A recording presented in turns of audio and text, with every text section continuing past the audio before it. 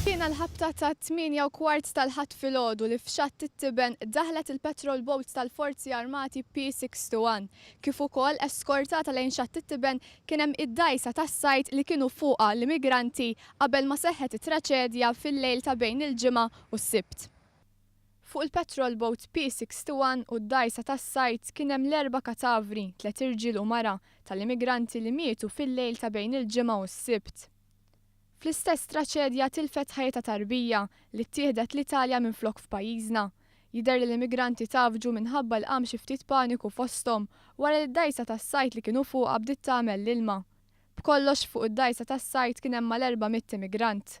Wara li tniżlu l-katavri minn fuq il-P61 bdiet l-operazzjoni biex jinħarġu l-katavri tal-immigranti mejta fid-dgħajsa tas-sajt.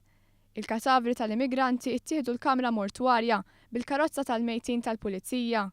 Għal xi ħin f'Xatt it-Tiben kien hemm l-Aġent Kummissarju Ray Zammit, kif ukoll l-espert forensiku Mario Scerri u l-Maġistrat tal-Assa Aron Buġejja. Iżda l-ħidma tal-Forzi Armati ma waqfitx hemmhekk. Kien l-ħabta tas-sija neqsin kwart meta f'Xatt it-Tiben daħlet il-patrol boat tal-Forzi Armati ta' Malta P52. Abbord fuqha kien hemm l-immigranti regolari li l-ħadd filgħodu sabu ruhom f'diffikultà.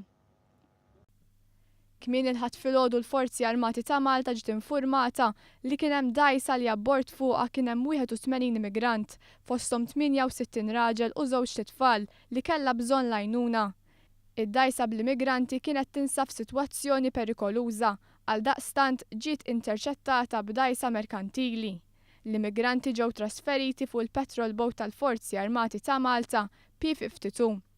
Sa dan it-tant fuq Twitter il-Ministru tal-Internu u s-Sigurtà Nazzjonali Manuel Mallija appella l-Unjoni Ewropea sabiex ma tħallix lil Malta u l-Italja waħedhom, filwaqt li rringrazzja lill Forzi Armati ta' Malta tal-ħidma tagħhom.